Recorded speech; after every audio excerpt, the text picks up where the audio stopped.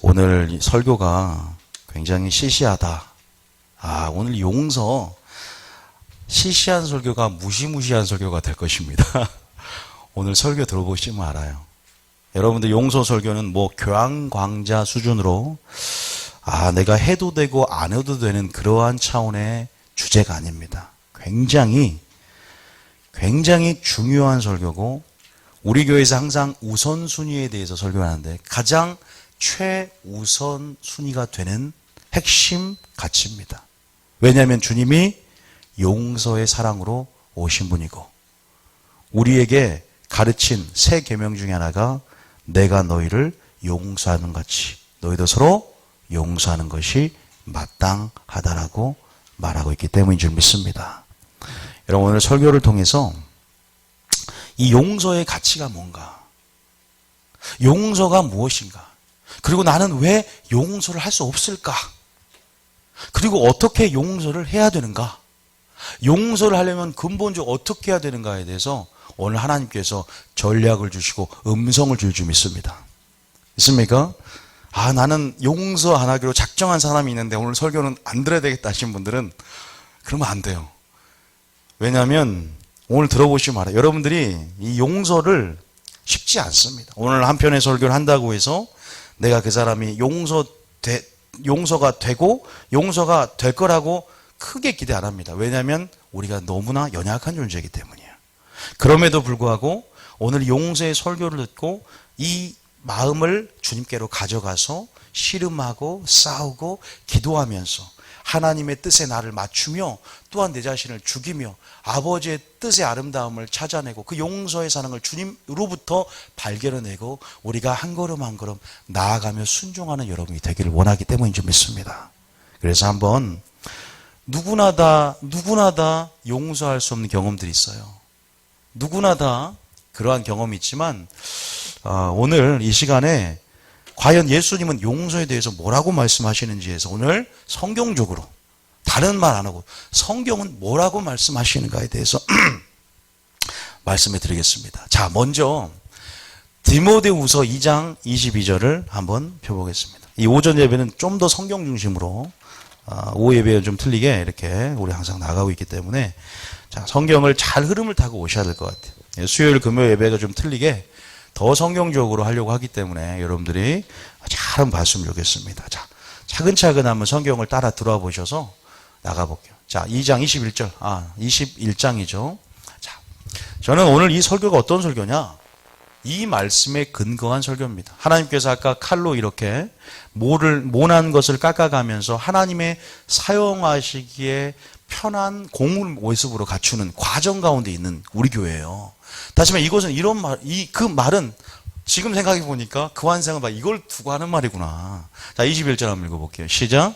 그러므로 누구든지 이런 것에서 자기를 깨끗하게 하면 귀히 쓰는 그릇이 되어 거룩하고 주인의 쓰심에 합당하며 모든 선한 일에 준비함이 되리라. 우리가 하나님의 선한 일에 준비되는 하나님의 도구로, 하나님의 그릇으로 준비되는데 어떻게 해야 된다? 우리를 먼저 자기를 깨끗하게 해야 된다.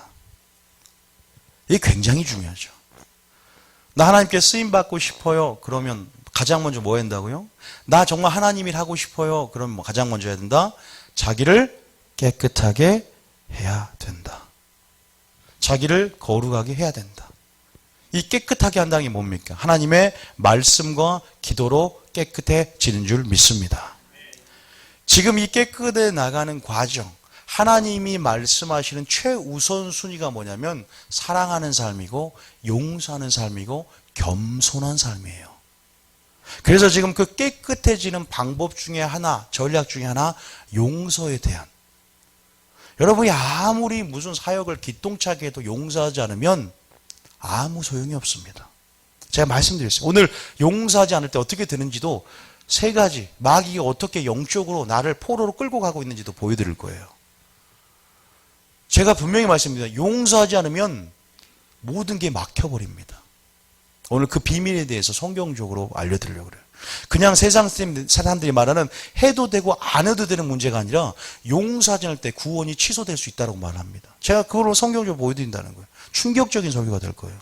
나는 이때까지 용서를 해도 되고 안 해도 되는 줄 알았더니 성경에 이런 말씀이 있었나? 들어보셨으면 좋겠어요. 그리고 용서를 여러분이 하려고 하지 마시고 오늘 말씀을 듣고 그 해결책을 주님으로부터 발견한 시간이 될 줄 믿습니다. 중요한 것은 내 자신이 주님이 쓰시기에 성령에 붙잡혀서 성령이 사용하시기에 그러한 주님이 편한 용이한 그릇이 되고 도구가 돼야 돼요. 그렇기 때문에 어떻게 하면 내 자신이 깨끗해? 여기에 근거한 설교입니다. 그리고 두 번째는 세계명에 근거한 설교입니다. 자, 요한복음 13장 34절 35절 무엇에 근거한 설교인가? 자, 한번 읽어보겠습니다. 자, 시작. 34절부터 한번 읽어볼게요. 시작. 새 계명을 너희에게 주노니 서로 사랑하라. 내가 너희를 사랑한 것 같이 너희도 서로 사랑하라. 내가 너희를 사랑한 것 같이라는 기준을 말씀해 주셨고 우리 가운데 서로 사랑하라. 그 사랑이 어떠한 사랑인가? 주님이 우리에게 보여준 그 사랑이 어떠한 사랑인가? 어떠한 사랑 안에서 구원의 사랑을 펼쳐주셨고 어떠한 사랑 안에서 우리를 창조하셨는가? 그 사랑이 어떠한가? 우리에게는 그 사랑의 깊이와 넓이와 높이와 길이를 예수님 안에서 발견하고 예수님을 바라봄을 통해서 그 사랑을 배우기를 원하시는데 어떤 자가 진짜 제자냐? 큰 일을 하는 것? 놀라운 기적을 행하고 놀라운 설교를 하고 놀라운 무엇을 하는 것? 아니죠. 35절에 어떤 자가 주님의 제자가 되냐? 35절에 시작. 너희가 서로 사랑하면 이로써 모든 사람이 너희가 내 제자인 줄 알리라. 우리가 서로 사랑하면 뭐가 됩니까? 주님의 제자인 줄 믿습니다. 성령학교에서 1등 수제자 1등한 사람이 제자입니까? 하나님을 아는 사람이 제자가 아니라 뭐 하면 하나님의 영적인 DNA를 가지고 서로 사랑할 때 제자라는 거죠. 하나님이 가장 최우선 순위가 있어요. 그게 주님이 이 땅에 오신 목적입니다. 그게 뭔지 아세요? 하나님은 사랑하는 법을 가르치러 예수님이 이 땅에 오셨어요. 용서하는 법을 이 땅에 가르치러 오셨어요. 여기 알고 계셨습니까? 이 사순절 기간 동안 예수님은 단순하게 치유를 행하러 오신 게 아니에요. 단순하게 주님은 수가성 여인이나 예언하러 오신 게 아닙니다. 주님은 이 땅 가운데 사랑하는 법을 가르쳐 오셨어요. 그래서 뭐라고 합니까? 제사보다 예배보다 인애가 나은 것이 무슨 뜻인지를 배우라. 긍휼이 제사보다 낫다는 것이 무슨 뜻인지를 배우라. 용서하는 것이 내가 너희를 용서한 것처럼 너희 마음대로 지식과 경험 안에서 너희가 가진 세상적인 사랑을 가지고 용서하는 것이 아니라 바로 나의 사랑을 가지고 나의 예수의 생명을 가지고 나의 뜻대로 용서하는 것이 무엇인지를 배우라. 우리는 이렇게 배울 때 우리 자신이 깨끗한 도구로 준비되어져서 하나님의 쓰시기에 좋은 그 공처럼 굴러가는 공처럼 사용되어지는 역사가 있을 줄 믿습니다. 아버지, 그 용서가 무엇입니까? 나의 눈을 열어 그 기이한 법을 보여줌을 통해서 그 진리 속에서 그 예수님 속에서 그 용서를 예수님 안에 그 용서를 나에게 주셔서 중심으로 형제를 용서하는 마음을 주시옵소서. 용서가 안 되죠. 이 설교 들으면서 눈이 질끈 감기면서 그 사람은 안 돼. 여러분, 이게 우리 안에 쓴뿌리로 자리 잡을 수 있어요.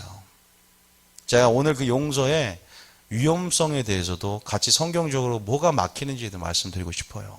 그리고 어떻게 용서하는지를 배우는 게 가장 중요하겠죠. 어떻게 용서하는지 알아야죠. 용서는 해야 된다면. 그런데 주님이 분명히 이 설교의 근거에서 다시 말해서 용서라는 것은 해도 되고 안 해도 문제가 아니라 용서는 주님이 명령하신 마땅히 해야 할 우리의 책무라는 사실을 반드시 기억하시기 바랍니다. 여러분 그거 아십니까? 하나님의 사랑은요, 흘려보낼 때 뭐가 됩니까? 능력이 된 줄 믿습니다. 하나님의 사랑은요, 가지고 있으면 안 돼요. 저는 이스라엘을 안 가봤어요. 이스라엘을 저는 TV로 가봤어요. TV로 가봤어요. 이 말하면 웃음 포인트였는데 웃음 포인트를 놓쳐버렸네. 웃음 포인트인데 이게. TV로 가보니까요, 헐몬산에서 흐른 그 물로 갈릴리로 흘러가고 갈릴리에 다시 요단강을 따라서 사해로 들어간대요. 사해는 죽음 바다잖아요. 흘려보내지를 못하니까. 항상 사랑만 받으니까. 그런데 우리는 사랑을 주기 위한 존재로 하나님 거듭난 존재로서 변화된 줄 믿습니다. 다시 말해서 사랑을 흘려보내는 거죠. 사랑을 흘려보낼 때 그것이 능력이 나타난답니다. 예수님께서 우리를 너무나 사랑하세요. 그런데 속으로만 나 너 사랑하는데 말 못해요. 벙어리 사랑해요. 입을 이렇게 앙 물고 있어요. 사랑만 해요. 그런데 주님은 그 사랑을 나타내셨습니다. 뭘로? 죽음으로 나타내셨을 때 구원의 역사가 일어났어요. 믿습니까? 사랑은 표현하고, 사랑은 나타내고, 사랑은 말과 혀가 아니라 행함과 진실함 안에 열매 가운데 그 사랑의 열매가 나타나고, 그 열매가 그 사람 믿음을 증거하며 하나님 사랑한 것을 증거하는 줄 믿습니다. 저는 그래서 그것이 뭐냐면 또 주님의 구원의 사랑인 용서의 사랑인 줄 믿습니다. 따라하면 십자가의 사랑은 용서의 사랑이다. 제가 왜 그걸 느낀 줄 아십니까? 바로 요것 때문입니다. 그 사랑의 가치가 왜 크냐? 그 사랑이 왜 이렇게 위대하냐?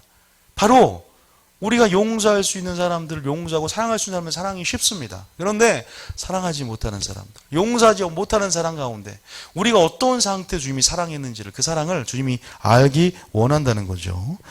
요일서 4장 11절 시작.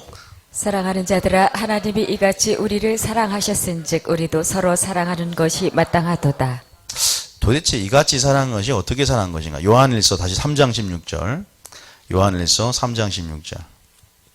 시작. 그가 우리를 위하여 목숨을 버리셨으니 우리가 이로써 사랑을 알고 우리도 형제들을 위하여 목숨을 버리는 것이 마땅하니라. 우리에게 주님이 마땅하다는 말을 두 번이나 합니다. 마땅하다며. 주님 입장에서는 마땅하대요. 우리는 근데 그러잖아요. 우리가 가능한 것이 하나님이 불가능할 수 있다. 우리는 두 주인을 섬길 수 있지만 하나님도 사랑하고 세상도 사랑하지만 하나님 보시기엔 그것은 나를 사랑한 것이 아니다는 것처럼 하나님께서 우리에게 당위적으로 당위성을 갖고 명령을 하세요. 마땅한 이유. 그래서 심판대 앞에서도 내가 너희를 위해서 목숨을 버렸다는 근거가 있어요. 내가 너희를 어떻게 사랑했는지. 그래서 사도 바울은 요한일서 이렇게 감탄합니다. 요한일서 3장 1절입니다. 요한일서 3장 1절. 보라, 아버지께서 어떠한 사랑을 우리에게 베푸사 하나님의 자녀라 일컬음을 받게 하셨는가. 여기까지 한번 읽어볼게요. 하나님이 보세요. 감탄하죠. 어떠한 사랑 우리에게 베푸셨는가. 이걸 배워야 됩니다. 그것이 어떠한 사랑인가? 그 구원의 사랑이 어떠한 사랑인가? 자, 이게 중요해요. 로마서 오늘 사순절도 사순절이잖아요. 로마서 5장 7절부터 읽어볼게요. 그것이 어떠한 사랑인가? 여러분, 모든 우리의 삶의 순종이라든지 거룩한 삶이라든지 우리 신앙생활은요, 하나님의 사랑을 깨달은 만큼입니다. 하나님의 사랑이 내 속에 흘려 들어간 만큼입니다. 그거 아십니까? 하나님을 아는 만큼인데 하나님의 사랑을 내가 알고 깨달았나니 하나님은 사랑이시라 고백한 거, 그거 굉장히 중요해요. 그거 맛보지 못하면요, 내가 그분의 용서를 맛보지 못하면 용서 못하는 거예요. 내가 그분의 사랑 맛보지 못하면요, 사랑 흘려보낼 수 없는 겁니다. 먼저는 내 자신이 용서받음을 확신하고 그 용서하심이 어떠한지 그 하나님을 맛봐야 될 줄 믿습니다. 그래서 하나님의 사랑이 어떠한 거라는 그 사도 바울, 그 요한의 그 마음이 어떠한지를 보세요. 여러분 이런 고백 해봤습니까? 아하, 하나님의 사랑이 어떠한지를 다시 한번 깨닫는 그 감격이 우리 가운데 있는가? 그런데 5장 7절에 그 사랑이 어떠한 사랑인지를 먼저 보겠습니다. 왜냐하면 우리가 그리스도를 알아야 그리스도의 사랑 안에서 그 사랑 안에서 우리가 그것을 보게 되고 닮아가게 되기 때문에. 자, 5장 7절 다 같이 읽어봅니다. 시작. 의인을 위하여 죽는 자가 쉽지 않고 선인을 위하여 용감히 죽는 자가 혹 있거니와. 그렇죠. 세상 사람들은 이런 거예요. 세상 사람들은. 자, 8절에. 그 다음 계속 11절까지 시작. 우리가 아직 죄인 되었을 때 그리스도께서 우리를 위하여 죽으심으로 하나님께서 우리에 대한 자기의 사랑을 확증하셨느니라. 성경에 보면 원수 되었을 때, 죄인 되었을 때 하나님이 사랑하신 거래요. 죄인을 사랑하는 거 쉽지 않고 원수를 사랑하는 거 쉽지 않은데 죄인 되었을 때 원래 사랑했답니다. 그 사랑을 표현하고 죽음으로 죽기까지 사랑했다는 거예요. 그래서 마땅하대. 우리 보고 나는 죽음으로 사랑을 보였다고 인 거죠. 그 다음 절 봐볼게요. 그 다음 절 19절에 시작. 그러면 이제 우리가 그의 피로 말미암아 의롭다 하심을 받았으니 더욱 그로 말미암아 진노하심에서 구원을 받을 것이니. 10절. 곧 우리가 원수 되었을 때 그의 아들의 죽으심으로 말미암아 하나님과 화목하게 되었은즉 화목하게 된 자로서는 더욱 그의 살아나심으로 말미암아 구원을 받을 것이니라. 믿습니까? 원수 되었어. 이거 저는 이게 감격이 되더라고요. 제가 성경 읽으면서 원수 되었을 때, 우리가 연약했을 때, 우리가 죄인 되었을 때, 이 말이 눈에 들어왔을 때, 우리가 본질상 진노의 자녀고 지옥에 갈 수밖에 없었던 존재라는 거예요. 그분은 우리에게 왜 왔냐? 사랑을 가르쳐 주러 왔고 모든 신앙생활 가운데 단순히 죄로만 구원받아 오신 게 아니라는 거예요. 그런데 너무나 사람이 죄에서 구원으로 왔다고 끝납니다. 아니요. 우리에게 사랑을 가르쳐 주시고 우리에게 뭡니까? 우리에게 그 사랑이 무엇인지 우리 삶 가운데 모든 것에 본보기가 되고 모범이 되기 때문에 주님 이렇게 말해요. 나는 사랑의 용서의 기준이다. 내가 너희를 사랑한 것처럼 너희도 사랑하라. 내가 너희를 용서한 것처럼 용서해야만이 내 제자인 줄 아리라고 말씀하시는 거예요. 그러면 철저하게 믿음의 주요 곧 온전케 하신 예수를 바라봐야 됩니다. 믿는 도리의 사도이신 예수를 깊이 생각해야 됩니다. 생각하고 바라보는 삶의 완전한 기준으로 자리 잡아야 되고 나의 모든 것에 목적이 되지 않으면 우리는 주님의 뜻에서 어긋나는 삶을 얼마든지 살 수 있고 나중에는 뭘 잃어버릴 수 있다? 구원을 잃어버리는 것이에요. 구원 잃어버릴 수 있다고 성경에 나온 거 이따가 보여드리려고 그래요. 충격적인 장면입니다. 한 구절 더 볼게요. 에베소서 4장 32절. 에베소서 4장 32절. 자, 에베소서 4장 32절. 시작. 서로 친절하게 하며 불쌍히 여기며 서로 용서하기를 하나님이 그리스도 안에서 너희를 용서하심과 같이 하라. 항상 우리에게 근거를 말씀하세요. 내가 너의 근거다. 저는 제가 성경하면서 제가 크게 깨달은 게 뭐냐면 하나님은 하나님 자신을 사랑할까요? 하나님 자신보다 우리를 사랑할까요? 어떻게 생각하세요? 하나님 자신을 사랑할까요? 하나님 자신보다 우리 한 사람, 여러분 한 사람 영혼을 사랑할까요? 그거 아십니까? 우리 영혼을 더 사랑해. 자기 자신을 사랑한 것보다 우리 한 사람. 어디에 근거, 그 말이 어디 나와 있어요? 빌립보서 나와 있잖아요. 뭐라고요? 잘 보세요. 제가 빌립보 보지 말고 뭐라 하냐면 각각 나보다 남을 낫게 여기고 또 내 자신보다 그 말이 나와요. 하나님은 예수님은 먼저 자신의 본이 되지 않고서 명령을 주지 않아요. 내가 그러한 사랑을 행하고 있기 때문에 우리에게 사랑하고 명령하신 분입니다. 이런 말 안에서 주님의 사랑을 유추하고 이 사랑을 우리가 영적으로 찾아낼 수 있어요. 그 사랑에 감격할 수 있는 거예요. 다시 말해서 우리에게 모든 명령들이 하나님 자신의 어떤 유익이 아니라 우리 용서는 자기를 위한 것이기 때문에 우리의 유익을 위해서 또 내가 그렇게 행했다는 근거가 된다는 사실을 기억하시고 여러분 주님께서 마땅하다 우리에게 용서하는 것 같이 용서해야 된다라고 말씀하실 때 우리가 주님 말씀에 근거하고 예수님의 바라봄을 통해서 그렇게 세상적인 그냥 교양 강좌 수준의 용서가 아니라 그냥 단순하게 그냥 사회 정의와 공의를 실현하는 차원이 아니라 하나님 나라 안에서 이 나라를 확장시킬 수 있는 데 있어서 가장 키가 되는 것이 가장 그래서 하나님이 최우선의 과제라고 생각하는 것이 바로 용서의 사랑, 그 용서를 해야 된다는 사실을 분명히 기억하시기 바랍니다. 끝까지 이런 마음 들 수 있어요. 그래도 아직까지는 설교가 지금 초반 한 20% 정도 지났어요. 이제 끝까지 가면 계속 용서할 수 있는 마음이 들어옵니다. 이제 점점 물이 주님 마음으로 들어와 보세요. 하나님의 사랑이 들어오지 않았다면 아버지의 말씀으로 내 틀이 바뀌어지지 않았다면 또 하나님의 말씀에 용서해야만 해야 되는 당위성에 대해서 오늘 이 설교처럼 제가 이것을 먼저 깨달은 바 되었기 때문에 내 힘이 아니라 주님의 사랑으로 주님의 용서로 용서할 수 있게 되고 지금은 용서할 수 있는 마음 아니요 지금 주님이 우리를 용서할 때는 기억을 못해 내가 널 용서했는데 너가 무슨 잘못했는지 기억조차 없어지는 거야. 그러니까 생각이 안 나는 거예요. 진짜 용서하시고 하나님 은혜 가면요 기억이 안 납니다. 그런 경험 해보시기 바랍니다. 아니 용서하는데 기억이 안 나는 거예요. 예수님이 용서가 들어오니까 예수님이 그러잖아. 동이 서에서 먼 것처럼 너희 죄가를 바다에 던지겠다. 흰 눈처럼 주홍같이 붉을지라도 흰 눈처럼 흰 양털처럼 그냥 기억조차도 멀어지는 것이에요. 그래서 그것이 사랑의 힘입니다. 그게 사랑의 능력입니다. 여러분 우리가 그 용서가 우리에게 필요한 줄 믿습니다. 아멘 맞죠? 혹시 남편을 용서하지 못합니까? 자녀를 용서하지 못합니까? 아버지를 용서하지 못합니까? 옛날에 저처럼 주의 종을 용서하지 못합니까? 성도를 용서하지 못합니까? 가까운 것부터 시작하는 거예요. 너희가 더욱 믿음의 가정에서부터 시작할지니라 그러잖아요. 근데 다 미워하는 마음이 있을 수 있잖아요. 그런데 근본적 이 설교를 딱 기준으로 갖고 있어 보죠. 그러면요 또 우리가 연약하니까 미워하는 마음이 들다가도 그래 내가 주님 말씀의 근거에 살아가야지. 또 주님께 그 마음을 갖고 나아요. 주님 저 잘 안 됩니다. 솔직하게 올려드리세요. 그냥 안 되니까 그냥 나는 안 되나 봐 그러지 말고 하나님 이 문제 갖고 씨름하고 작전 기도하고 나가야죠. 이게 최우선이죠. 왜 최우선이냐? 충격적인 말씀 알잖아요. 마태복음 5장에 나와 있잖아요. 마태복음 5장 봐보세요. 아시는 말씀인데 마태복음 5장 봐보세요. 5장 몇 절이에요? 20 마태복음 5장에 보면 너희가 뭘 드리려거든? 몇 절입니까? 23절 읽어볼게요. 시작. 이거 봐보세요. 23절에 시작. 그러므로 예물을 제단에 드리려다가 거기서 네 형제에게 원망 들을 만한 일이 있는 것이 생각나거든. 24절에 예물을 제단 앞에 두고 먼저 가서 형제와 화목하고 그 후에 와서 예물을 드리라. 왜 용서가 최우선이라고요? 저기 보니까 저는 항상 먼저 그의 나라를 구할 때 하나님의 우선순위를 하나님의 뜻이라고 우리 교회는 말하고 있는 교회예요. 그런데 후에 와서 그러니까 예배보다 뭐가 중요해요? 여러분 재물보다 뭐가 중요해요? 용서와 화해가 중요해요.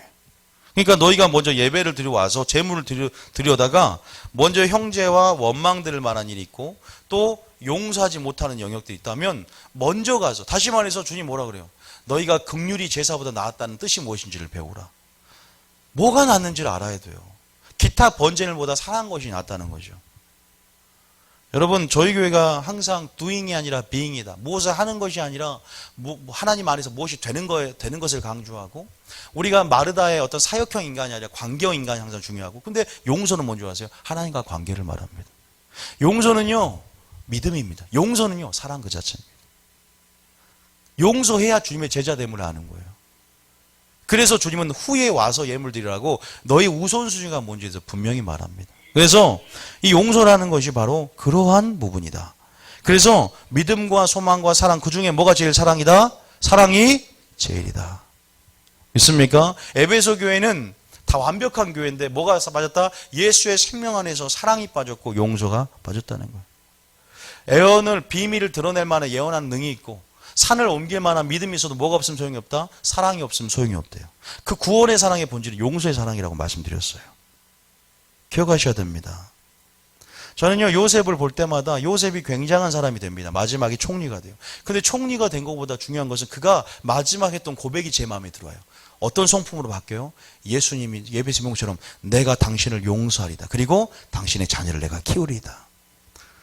우리가 본질이 뭔가를 아셔야 돼요. 우리는 어떠한 사람이 되어야 마땅하니요. 거룩한 행실과 경건함 그런 것이 하나님의 일이라는 거예요. 하나님의 일이 노동이 아니라 하나님의 일이 예배라는 겁니다. 순종이 무엇을 하는 것이 아니라 순종은 내 자신을 깨끗하게 되어 하나님의 선한 일에 예비되는 거래요. 그래서 그러한 사람으로 우리는 그러한 사랑을 맛보고 그러한 사랑을 감격하며 우리 마음속에 빚진 자의 심령이 되어 다시 한번 그 사랑을 풀어놓을 수 있는 여러분 되시길 바랍니다. 그의 사랑과 용서를 나타내길 원해요. 섬김과 사랑으로 아름답게 열매 맺어요. 그 찬양 참 잘 만들었어요. 우리는 관계를 통해서 열매 맺는 줄 믿습니다. 영생은 하나님과의 관계인 줄 믿습니다. 우리는 어떻게 열매 맺어요? 이웃 간의 관계를 통해 열매 맺습니다. 혼자 신앙생활 하는 거 아니에요. 하나님하고 관계도 아닙니다. 이웃을 사랑함을 통해서 너희가 보이는 형제를 사랑하지 않고서 어떻게 보이지 않는 하나님을 사랑할 수 있겠느냐? 말이 안 되는 거예요. 이웃과의 관계를 통해서 열매 맺고 내가 그러한 사랑을 갖고 있다는 것을 하나님의 능력과 영광을 삶의 열매를 통해서 섬김과 나눔을 통해서 관계를 통해서 우리의 사랑과 우리의 영광, 우리에게 보여준 영광을 증거하는 삶으로 나타나는 줄 믿습니다. 제가 분명히 말씀드린 용서는 절대적인 책무다 그랬어요. 그러면 정말 용서하지 않으면 어떻게 되는가? 이거 먼저 말씀드려요. 용서하면 따라하면 용서하지 않으면 기도응답이 막힌다. 이거 아십니까? 조영규 목사님 옛날에 무슨 제가 한 일화를 들은 적이 있어요. 치유사역을 하고 대단한 막 기적이 일어났어요. 근데 어떤 한 여자 며느리 한 명이 며느리가 들어왔는데 치유가 안 돼요. 하나님 근데 지식의 말씀에 은사를 줘서 결국 왜 안 되는지 하나님 물어봤다 하나님께서 이 사람이 시어머니를 용서하지 않고 있다. 그래서 그것 때문에 내가 먼저 이 영혼을 사랑하기 때문에 그것을 해결해. 나는 단순히 겉사람의 치유가 아니라 이 며느리의 영혼을 치유하기 위해서. 왜? 이 영혼이 구원받기를 원하기 때문에 그것을 너에게 알려준 것이고 먼저 그 문제를 해결하게 하라. 그래서 다시 돌려보내고 얘기했더니 눈물을 흘리면서 하나님 앞에 나아갔다는 얘기가 있어요. 예물을 드리다가 먼저 형제와 화목하고 그의 예물 드리라. 근본적으로 그 얘기를 좀 해드릴게요. 자, 그런데 잠언 먼저 이사야 1장 15절. 증거가 어딨냐? 자, 이사야 1장 15절. 이제 말씀을 읽고 말씀에 나와 있는지 안 나와 있는지를 보세요. 이사야 1장 15절. 자, 이사야 1장 15절. 시작.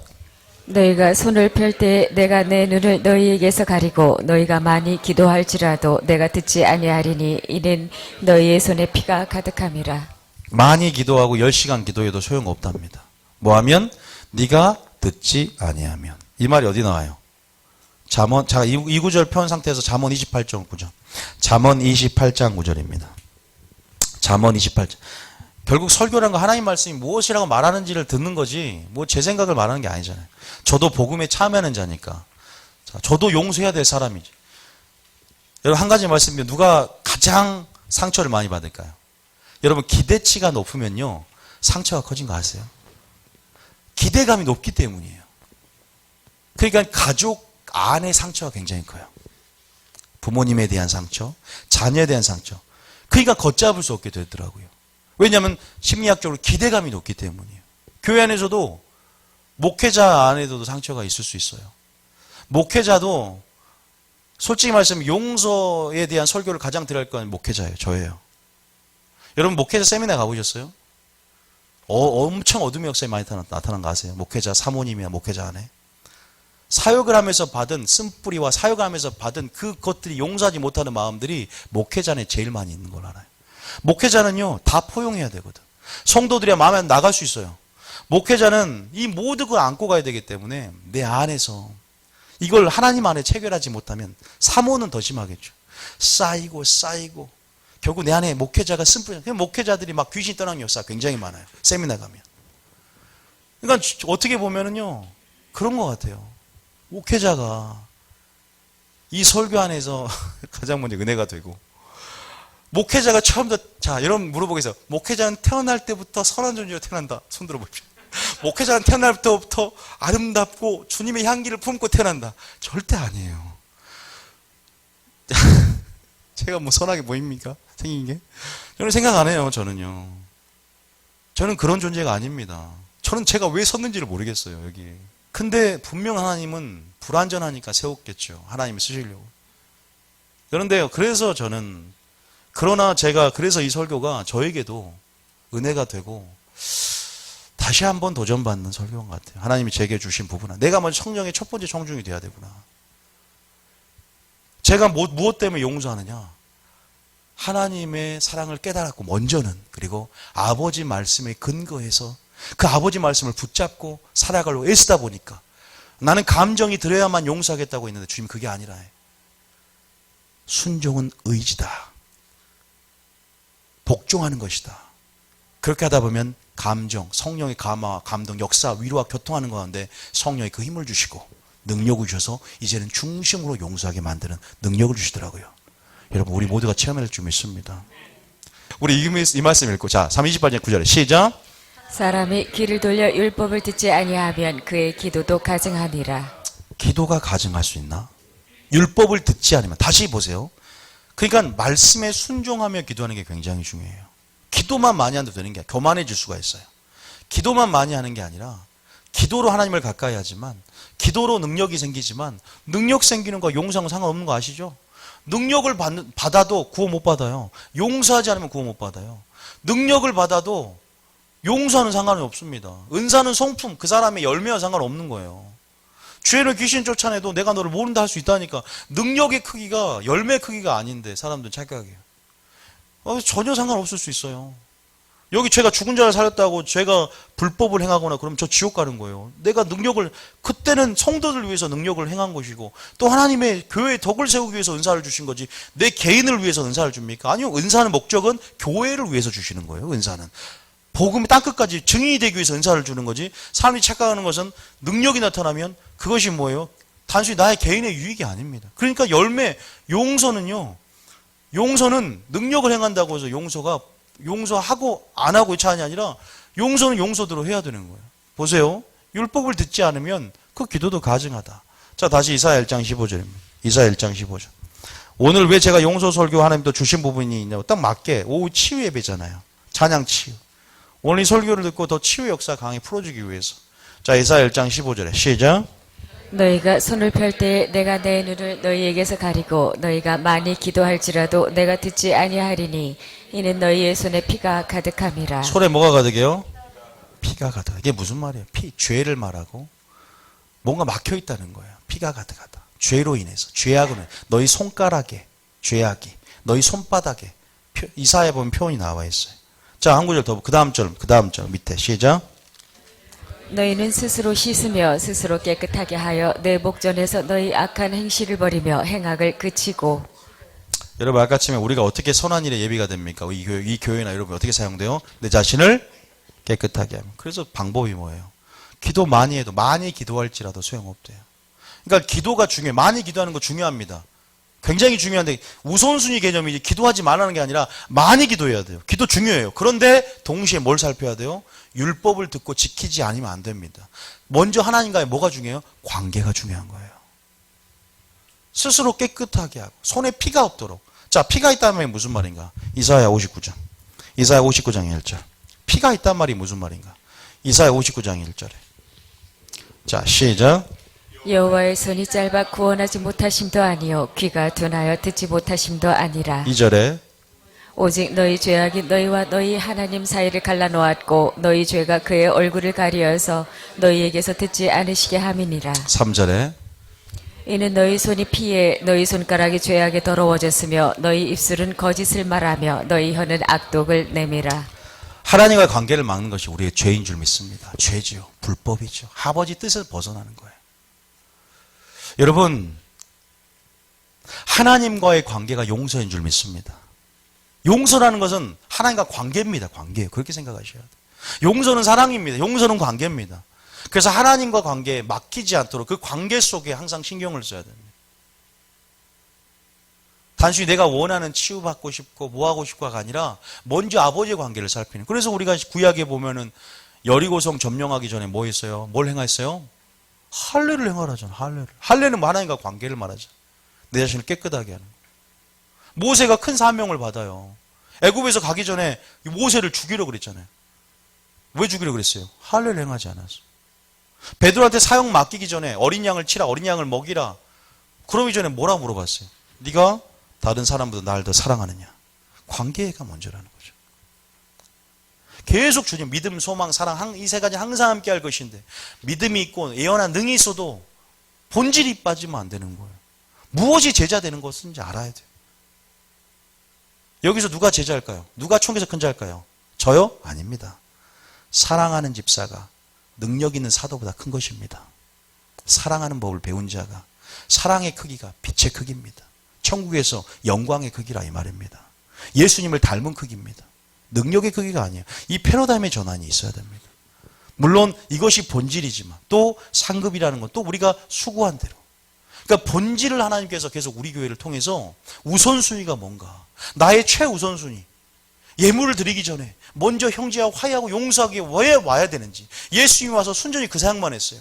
나는 네 겉은 회칠한 무덤 같은데 네 속에 사랑과 공의와 정의가 빠졌네. 나는 속을 보는데 네 속은 잘못되어 있어. 기도하고 금식하고 지도자 역할 가운데 배나 또 지옥 백성 만들어 이 바리새인들아. 네 속에 뭐가 없어? 하나님을 사랑한 것이 없도다. 너희들 회개 합당한 회개도 못하고 사랑도 못하고 그냥 위선 안에서 주님이 속을 보는데 주님의 생명, 영적인 DNA가 없는 거예요. 나를 닮지를 않았어, 도무지. 하나님의 형상으로 창조됐는데 영적인 존재로서 그들의 속사람의 형태가 다 죽어있고 도무지 닮지를 않는 거예요. 하나님의 씨가 그 속에서 완전히 자취를 감춰. 아예 육으로 덮어져 버리는 거예요. 자라나지를 못하고. 여러분, 우리 손에 피해, 우리 손가락에 죄악에 더러져 있습니까? 우리가 회개하며 주님 앞에 나아가는 여러분 되시기를 바랍니다. 여러분, 단순히 하나님과 관계만이 아니에요. 여러분 아내 있죠? 아내를 귀히 여기시기 바랍니다. 남편한테 딱 보여줄 구절 찾아드릴게요. 베드로전서 3장 7절. 자, 여러분 남편에게 보여줄 구절입니다. 그리고 또 남편도 남편도 아내에게 보여주고 아내도 남편에게 보여주고. 자, 베드로전서 3장 7절. 3장 7절. 시작. 남편들아 이와 같이 지식을 따라 너희 아내와 동거하고 그를 더 연약한 그릇이요 또 생명의 은혜를 함께 이어받을 자로 알아 귀히 여기라. 이는 너희 기도가 막히지 아니하게 하려 함이라. 기분 좋아지죠? 생명의 뭐예요? 연약한 그릇이 말고 생명을 함께 받을 유업이 됩니다. 왜 부분 둘이 한 몸이 되니까. 그래서 귀히 여겨야 된대요. 왜냐하면 뭐가 막히기 때문에 너희 기도가 막히지 않게 하기 위해서. 근데 부부는 아내만 해당되는 게 아닙니다. 부부로서의 믿는 도리를 지켜나가며 부부 안의 질서를 잘 지켜나가면서 하나님 안의 가정을 창안하게 하신 목적을 다시 한번 살펴보며 아내는 돕는 배필로서 남편과 아내가 하나님의 뜻 안에서 하나됨으로 동역하며 동거하며 나가야 될 줄 믿습니다. 존중하며 나가야 될 줄 믿습니다. 기도가 막힐 수 있다잖아요. 제가 말씀드리고 싶은 본질이 보이지 않습니까? 용서하고 사랑하는 것이 기도응답의 본질적인 열쇠다. 우리가 점검할 수 있는 부분들이라는 거죠. 그래서 용서하지 않을 때 여러분 기도응답이라든지 막힐 수 있어요. 그래서 하나님께서 요한복음 15장 7절에는 분명하게 명확하게 말씀하고 계세요. 요한복음 15장 7절 다 같이 한번 읽어보겠습니다. 시작. 너희가 내 안에 거하고 내 말이 너희 안에 거하면 무엇이든지 원하는 대로 구하라. 그리하면 이루리라. 믿습니까? 주님의 관계 안에 기도응답의 축복의 열쇠가 있는 줄 믿습니다. 나오죠, 그대로요. 그러니까 여러분들이 무엇인지 구하라. 근데 뭐라고요? 너희가 내 안에 내 말이 너희 안에 거하면. 이것을 한번 생각해 보셨으면 좋겠습니다. 그리고 용서하지 않으면 정말로 구원의 문제가 생길 수 있는가? 나는 용서해도 되고 안 해도 되지만 정말 내가 이것 때문에 구원이 치료될 수 있을까? 내가 하나님의 자녀가 됐는데 이것 때문에 과연 가능할까? 이분이 생각해 본 적 없어요. 근데 그게 어디 나온 줄 알면 주기도문에 나와 있어요. 예수님이 가르쳐준 주기도문에 나와 있고 100데나리온 빚진 자에도 그 말이 나와 있어요. 한번 읽어봐야 돼요. 마태복음 18장 봐보세요. 한번 읽어만 볼게요. 마태복음 18장 봐보세요. 마태복음 18장 몇 절이죠? 30절. 마태복음 18장 30절. 두 구절 한번 찾아볼게요. 자, 23절부터 같이 읽어보겠습니다. 시작. 그러므로 한번 이야기를 쭉 한번 같이 읽어보겠습니다. 시작. 그러므로 천국은 그 종들과 결산하려 하던 어떤 임금과 같으니 결산할 때에만 10,000달란트 빚진 자 하나를 데려오매. 한 가지만 10,000달란트는 6조라고 하는데 셀 수 없는 하나님의 사랑의 크기라고 생각하시면 돼요. 은혜의 크기라고 생각하시면 됩니다. 25절에. 갚을 것이 없는지라 주인이 명하여 그 몸과 아내와 자식들과 모든 소유를 다 팔아 갚게 하라 하니 그 종이 엎드려 절하며 이르되 내게 참으소서 다 갚으리이다 하거늘 그 종의 주인이 불쌍히 여겨 놓아 보내며 그 빚을 탕감하여 주었더니 우리는 빚을 탕감받은 자인 줄 믿습니다. 이게 구원의 사랑, 은혜의 사랑, 용서의 사랑. 우리가 죄인 되었을 때 우리가 갚을 수 없는 그 빚을 진 자로서 하나 예수의 피로 지창금을 삼아서 예수의 피로 우리를 대신 값으로 사주셨어요. 이것이 어떠한 사랑입니다. 죄인 되었을 때 아무런 힘이 없을 때 인생 가운데 의인을 찾으려도 찾을 수 없는 이 상황 가운데 예수님을 보냈다는 그래서 이 사순절날 우리가 묵상하고 금식하며 기도하며 나아갈 것은 바로 그분의 사랑입니다. 그분의 용서입니다. 무엇을 묵상하십니까? 그런데 우리의 삶은 10,000달란트나 빚졌는데 10,000달란트는 돈이 아니에요. 엄청난 크기의 금덩어리입니다. 이건 엄청난 돈이에요. 돈으로 따지면. 근데 28절에 시작. 그 종이 나가서 자기에게 100데나리온 빚진 동료 한 사람을 만나 붙들어 목을 잡고 이르되 빚을 갚으라 하매 28절에. 그 동료가 엎드려 간구하여 이르되 나에게 참아주소서 갚으리이다 하되 그 다음 절에. 허락하지 아니하고 이에 가서 그의 빚을 갚도록 옥에 가두거늘 그 동료들이 그것을 보고 몹시 딱하게 여겨 주인에게 가서 그 일을 다 알리니 자기는 용서받았는데 뭐하지 못한다? 용서하지 않는 거예요. 근데 보세요. 근데 어떻게 일하냐? 여기서 끝나는 게 아니라 끝까지 읽어야 됩니다. 30절 시작. 이에 주인이 그를 불러다가 말하되 악한 종아 내가 빌기에 내가 내 빚을 전부 탕감하여 주었거늘 내가 너를 불쌍히 여김과 같이 너도 내 동료를 불쌍히 여김이 마땅하지 자, 아니하냐 하고 33절 읽어보니까 우리가 이 말씀의 근거에서 내가 너희를 사랑했는데 너희들 형제를 위해서 목숨을 버린 것이 마땅하단 말하고 또 나오죠. 아까 우리가 처음에 읽었던 구절들이 이 말씀에 내가 너희를 사랑한 것 같이 주님의 사랑과 용서에 근거했기, 나는 그렇게 보여줬기 때문에, 모범이 됐기 때문에 너의 삶에 대해서 내가 명령할 수 있고, 내가 너에게 당위성을 가지고, 내가 신적 권위를 가지고, 단순히 근데 그건 신적 권위가 아닌 것 같아요. 왜냐하면 먼저 모범이 됐고 그런 삶을 살았기에 하나님이니까 그건 가능하지 않습니까? 예수님은 하나님께 가능하지 않습니까? 그래서 예수님이 사람 모습이 되셔서 내가 인간의 모습으로 와서 너희들과 똑같이 시험 받은 자로 돼. 내가 너와 똑같이 시험을 받고 똑같이 연약함 가운데 배도 고프고 내가 먼저 그 길을 걷지 않았냐? 너희도 본자치 내 발자취를 따라올 수 있지 않느냐? 내가 너희를 사랑한 것 같이 뭐예요? 너희도 사랑해야 되는 거, 용서되는 게 마땅하냐? 근데 34절, 여기까지는 알겠지만 34절에 시작.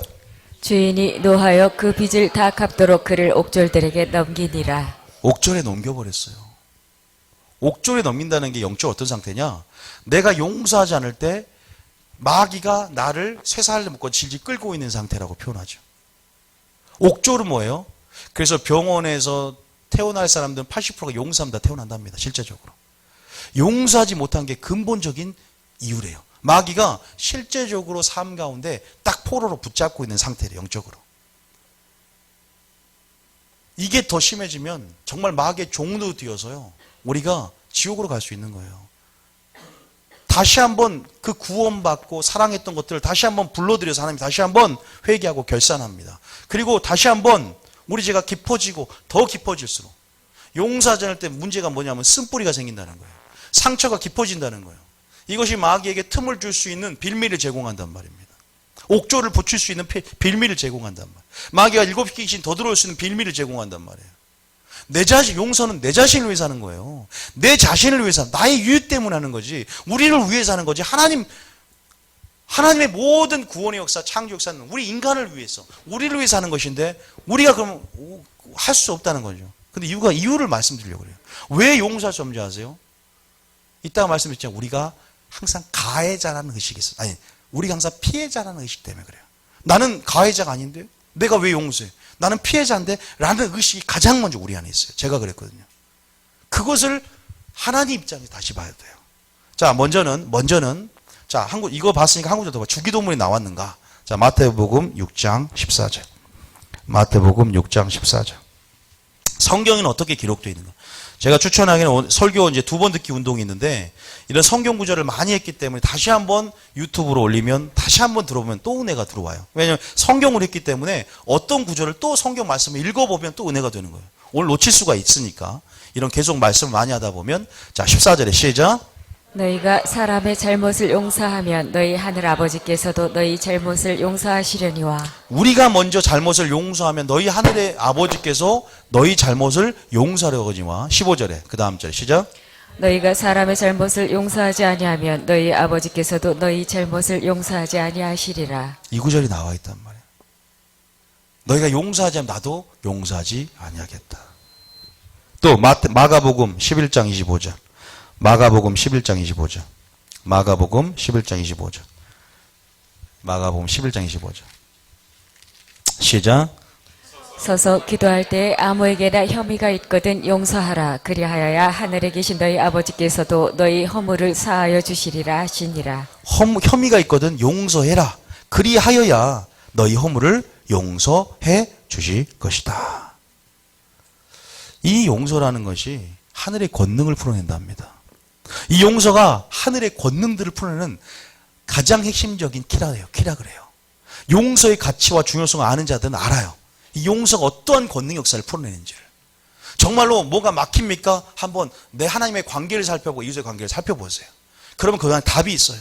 그 문제를 바라보지 말고 또 먼저 하나님의 관계를 가장 먼저 살펴야 되지만 또 이웃의 관계를 살펴보면서 내가 하나님께서 받은 하나의 그 은혜와 그 사랑이 내 속에 빚진 자의 심령으로 녹아 있는가?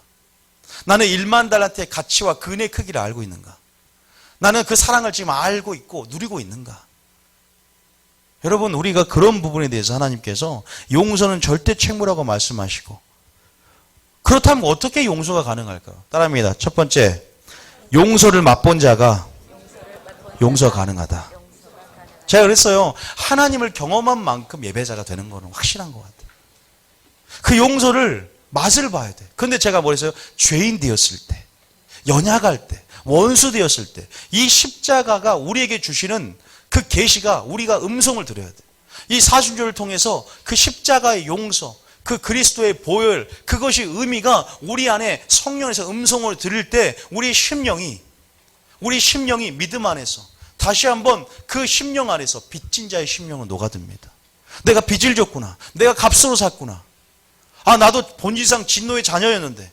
제가 말했어요. 제가 목회하기 전에 그런 경험들, 제가 어긋나 있을 때 그런 경험들이 있었기 때문에 다른 사람들을 채우라고 예수님도 동일하게 우리와 같은 모습으로 오셔서 분명하게 우리에게 본이 되고 모범이 되셔서 우리의 연약함을 도우실 자로 능히 우리가 인정할 수 있는 것이 우리와 아들과 같고 형제와 같다고 그래요. 맏아들이라고 말합니다.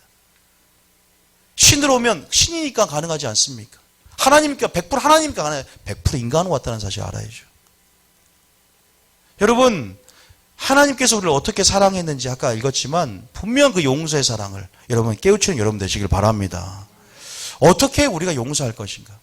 근데 이거보다 더 중요한 것이 같이 말씀을 드리겠습니다. 왜 용서할 수 없는가를 알게 되면 용서하게 된다. 용서할 수 없는가, 왜 내가 용서할 수 없는가에 대해서 정확히 알게 되면 아, 이것 때문에 용서 못했구나 하면 용서할 수 있는 그것을 발견하게 되기 때문에 같이 말씀드릴게요. 먼저는 가해자라는 의식, 내가 피해자라는 의식. 그런데 한 가지 이 말씀 한 구절 읽어볼게요. 마태복음 7장 3절입니다. 마태복음 7장 3절. 자, 나만 피해자라는 의식이죠. 자, 마태복음 7장 3절. 시작. 어찌하여 형제의 눈 속에 있는 티는 보고 네 눈 속에 있는 들보는 깨닫지 못하느냐. 저는 하나님 말씀 중에 이런 말씀을 중요해요. 우리가 율법의 준행자다. 우리가 율법에 너희가 어떻게 형제를 비판하느냐. 너희는 율법을 입법자, 율법을 만든 제정자가 아니라 율법의 준행자다라고 말을 해요. 야고보서에 보면. 우리는 율법의 준행자입니다. 우리 위치를 알아야 됩니다. 우리가 아무리 피해자라고 할지라도 주님이 보시기에 우리 양심은 주님이 이런 말 하죠. 너희가 죄가 없거든 저 여자를 돌로 치라 그래요. 가늠한 여인이 왔잖아요. 요한복음 8장에 보면 가늠한 여인이 왔을 때 뭐라고 해? 너희 중에 진짜 죄 없는 자가 그 여자를 치라고 말합니다. 우리는 하나님 안에서 죄가 없습니까? 우리가 아무리 어떤 상황 가운데 우리 다 사람은 자기 중심적으로 해석을 합니다. 우리 중심성을 갖고 있어요. 그렇기 때문에 피해자나 가해자나 하나님 보시기에 둘 다 가해자가 될 수 있어요. 여러분 그거 아십니까? 피해자라고 말하는 사람이 더 큰 상처를 주는 가해자가 될 수 있다는 사실 아셔야 돼요. 이거는 기독교뿐만 아니라 심리학적인 그 피해도 나오는 말이에요. 저도 심리학을 해왔고 정신상담하고 이런 것도 공부를 해왔었기 때문에 상담 심리학에 대해서도 여기 나오는 말이에요. 피해자가 이 상처의 악순환 가운데 알고리즘 가운데 상처는 그냥 덮어두는 게 아니에요. 상처는 주님 빛 가운데 끄집어내서 반드시 처리해야 돼요. 왜? 알고리즘을 갖고 있어서 악순환됩니다. 그 피해자라는 의식을 갖고 있으면 또 나도 제2의 가해자가 되는 거예요.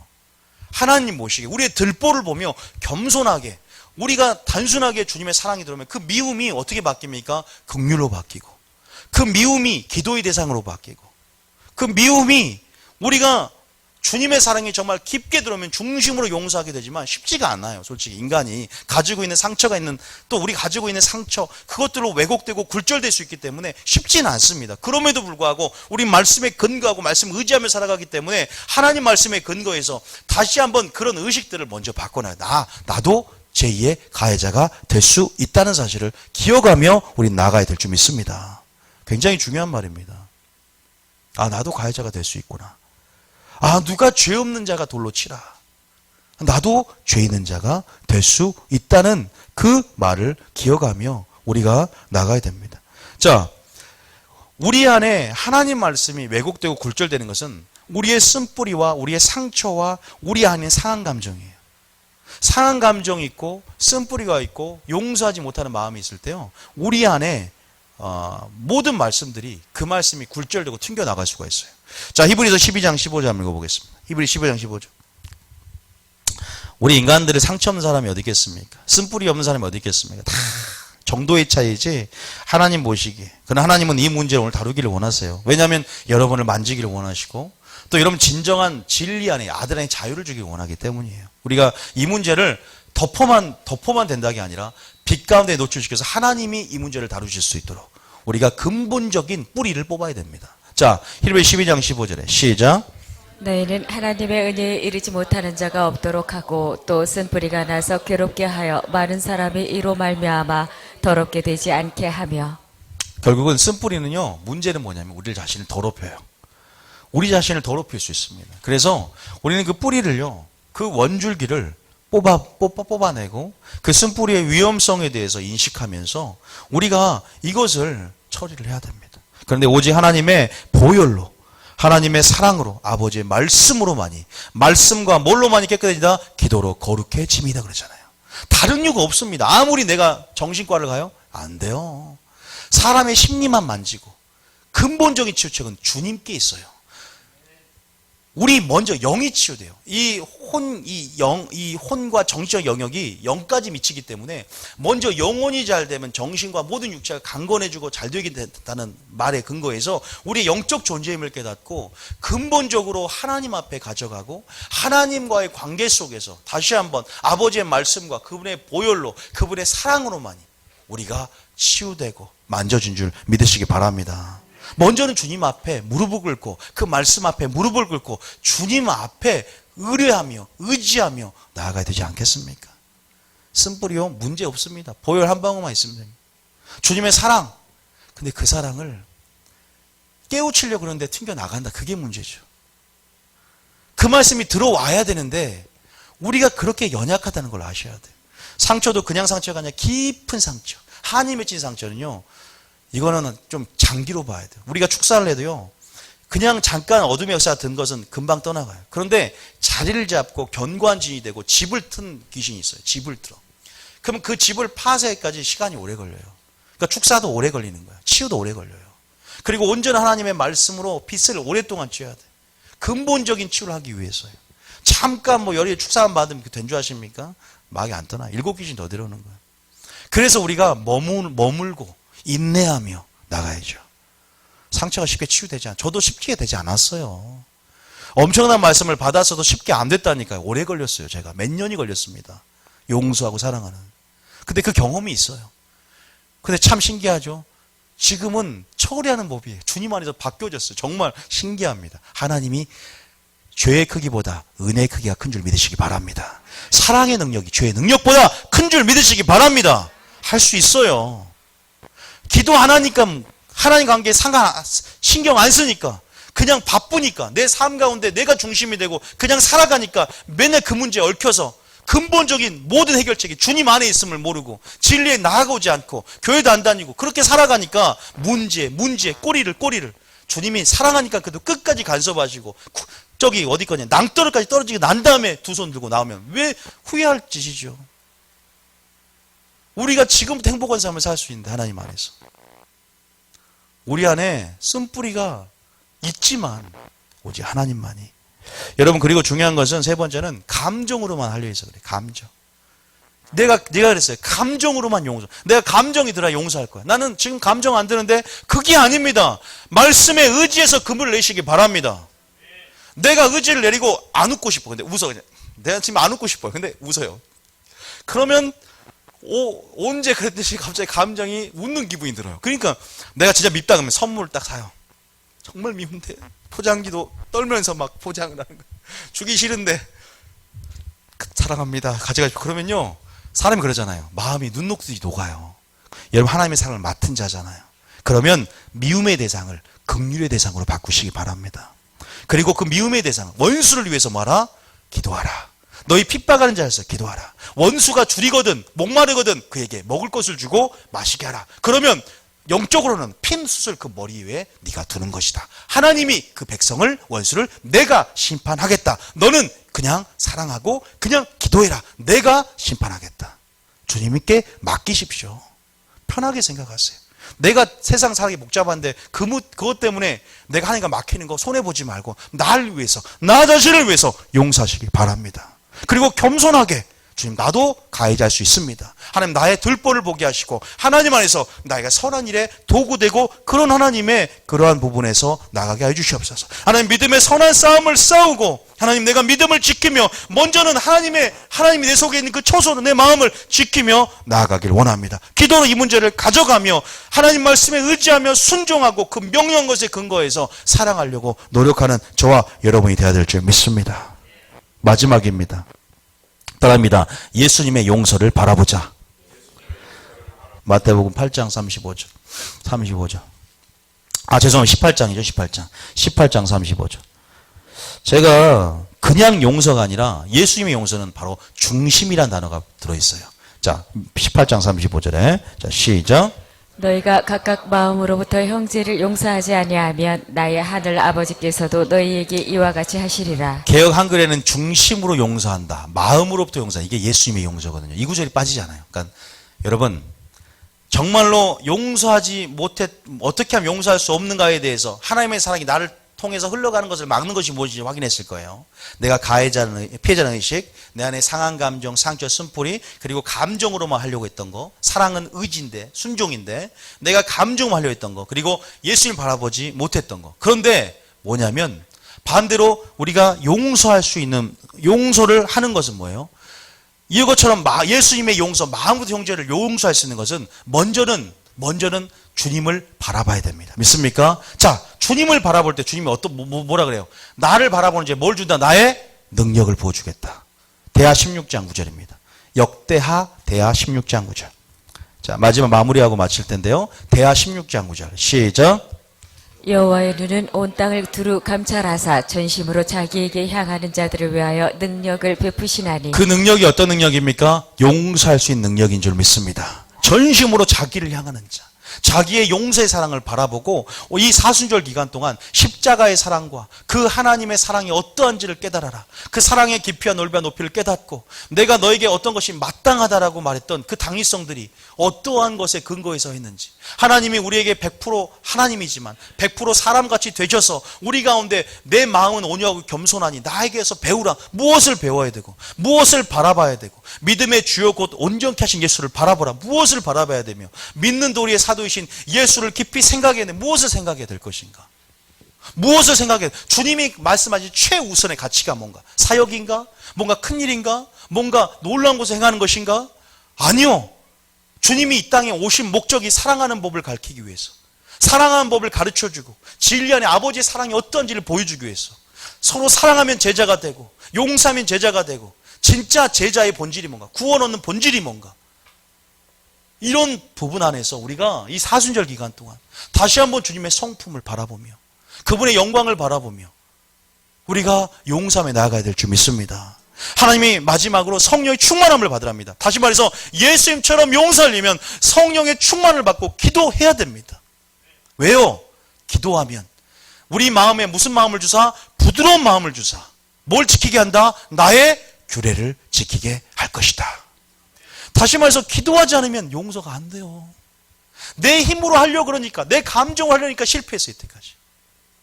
그냥 내 쓴뿌리와 내 상처만 갖고 안고 갔어. 그런데 이제는 아버지, 내가 값으로 산 자 아닙니까? 이제는 내가 나를 위해 사는 게 아니지 않습니까?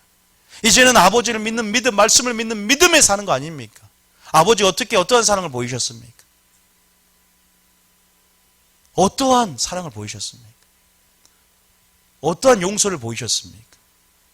그런 부분에서 좋습니다. 당장이 아니더라도요, 이 문제를 갖고 기도해보면 주님이 음성을 줘요. 저는 그러기를 원해요. 왜냐하면 사람마다 상처의 정도가 큽니다. 상처의 정도의 차이가 있어요. 그렇기 때문에 굉장히 지혜가 필요하고 그 문제를 가지고 씨름하라, 이 말이에요, 제 말은. 그러나 오늘 말씀을 한번 들어보고 이 말씀을 기준으로, 하나님 말씀을 기준으로 삼고 그렇게 우리가 나아가자, 이 말입니다. 스스로 나는 그렇게 안 되는데 정죄감 가질 필요도 없어요. 하나님 우리 연약함을 아십니다. 정죄감 갖지 마시라고요. 난 용서하지 못하는데 용서 안 할 건데라고 단정짓지도 마십시오. 그냥 주님 앞에 개연성을 가지고 열어놓고, 하나님 저는 잘 모르겠네 아직. 그냥 그렇게 솔직하게 올려드리세요. 너무 깊으면 하나님 올려드리세요. 하나님 내가 정말 지금 잘 모르지만 하나님 깨닫게 그냥 올려드렸으면 좋겠어요. 이걸 억지로 막 하고 막 서로 하나님 성품을 오해한 채, 오늘 한편의 설교를 듣고 오해해서 그냥 그렇게 하지 말고 하나님 저 정말 모르겠네요. 도와달라고. 그냥 기도자에 나오세요. 용서해 주세요랑도 아니고 그렇게 안 할지라도 그냥 하나님 이 말씀 이렇게 하는데 저 어떻게 해야 할지 하나님 제게 은혜를 베풀어 달라고. 그 사랑을 먼저 내가 알게 해달라고. 하나님, 그럼 하나님께서요, 내 사랑한 딸이 나오고 아들이 나오는데 내가 좋은 것을 주지 않겠느냐. 가정 안에, 교회 안에 진정한 사랑으로 온전한 면에 뛰는 하나가 됨을 통해서 상처가 있고 쓴뿌리고 상한 감정이 다 있지만 그것들보다 더 강력한 사랑의 크기가, 주님의 사랑의 능력이, 보이는 능력이 이 교회를 지배하고 우리 삶을 지배하게 된다면 우리는 무엇에 근거해 살아간 자입니까? 어떤 능력으로 살아간 자입니까? 주님의 능력으로, 성령의 능력으로, 하나님의 능력으로, 말씀의 근거에 살아가는 그런 하나님의 자녀인 줄 믿습니다. 성령의 능력을 믿어보세요. 근데 오늘 이런 설교 듣고도 기도하지 않는다? 오늘 설교 듣고도 하나님 말씀을 들으면서 하나님 말씀으로 사고방식을 만들고 하지 않는다는 것을 게으리할 때는요, 또 점점 내 안에 힘을 잃어갑니다. 내 지혜만 커집니다. 내 능력, 내 힘만 커집니다. 그래서 우리가 마지막 때는요, 모이기를 힘쓰며 날마다 말씀을 듣는 마리아 영성처럼 좋은 편을 택하여 빼앗기지 않습니다. 그냥 여러분 은혜 받으러 여기 온 게 아니잖아요. 우리의 사고방식을 바꾸고 생각의 틀을 교체해서 하나님 나라 사고방식, 예수님이 라면이라는 책이 있듯이 예수님이 라면 어떻게 말하고 생각할까? 완전히 우리가 아들의 형상을 본받고 정말로 우리가 구원을 지켜나가고 죄에서 구원받는 우리들이 마음을 지켜나가고 선한 싸움을 하며 믿음을 지키는 것이 바로 말씀과 기도의 능력이 있기 때문에 저는 여기 이 교회에 나온 줄 믿습니다. 무엇을 보러 너희가 갈대를 보러 갔느냐? 좋은 옷을 입은 자 아니야. 아니다. 선자를 보러 갔느니라. 목적이 분명해야 돼. 말씀을 들으러 온 거예요. 단순히 좋은 부드러운 옷을 입은 사람이냐? 갈대냐? 다른 목적들이 있지만 우리 하나님께서 우리 가운데 주시고자 하는 그 음성이 지금 이 설교가 하나님의 사랑인 줄 믿습니다. 서로 다 연약하지만 우리는 분명히 하나님께서 여러분 마음 안에 또 강하게 임하실 것이고 그럴수록 더 기도하시고 불같이 기도하시고 다시 한번 나는 그렇게 할 수 없지만 하나님 이제 그 미움이 이렇게 미웠던 사람이 이게 극률하게 보이고 하나님 이제는 다시 한번 내가 사랑할 대상으로 하나님 내 거듭남의 증거가 뭡니까? 이제 내 사랑의 대상이 나에게서 아니요 하나님을 사랑하고 이제 이웃을 사랑한 것으로 이 사랑의 대상이 바뀐 것이 거듭남의 본질 아닙니까? 내가 주님 내가 이제는 사랑의 대상 하나님을 사랑의 대상으로 인식하고 이웃을 나의 사랑의 대상 인식하고 이 이웃이 내 이웃이기 때문에 사랑하고 이웃이 하나님의 값으로 산 나의 형제이기 때문에 사랑할 수 있는 그 주님의 마음을 내게 부어주시옵소서. 하나님 도와달라고 기도하셔야죠. 보혜사 하나님이 도와주죠. 한번 주님의 음성을 듣고 저는 오늘 제가 설교한 거 아니라고 기억하셔야 돼요. 여러분 그냥 말씀을 읽었을 뿐이니까 또 하나님 말씀을 보냈다면 각자의 심령 가운데 분명히 울리는 영에 공명되는 음성들이 있을 겁니다. 왜냐하면 우리 모두가 미워할 수 있고 연약한 육체의 본성이 있기 때문이죠.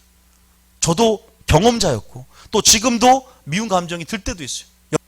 근데 하나 되고 점점 닮아가는 것이 아버지 말씀하면 안 되는구나. 그 아버지의 뜻 안에서 하나 되고 서로가 아버지 말씀이라는 기준 안에 맞춰가려고 있다 보니까 서로 믿어지는 거예요. 그래서 우리가 그런 부분 안에서 여러분들도 우리 이 교회도 그런 믿음과 신뢰 안에서 하나님 뜻 안에서 하나 되는 저와 여러분이 되어야 될 줄 믿습니다. 그것이 예수님의 세 계명이기 때문인 줄 믿습니다.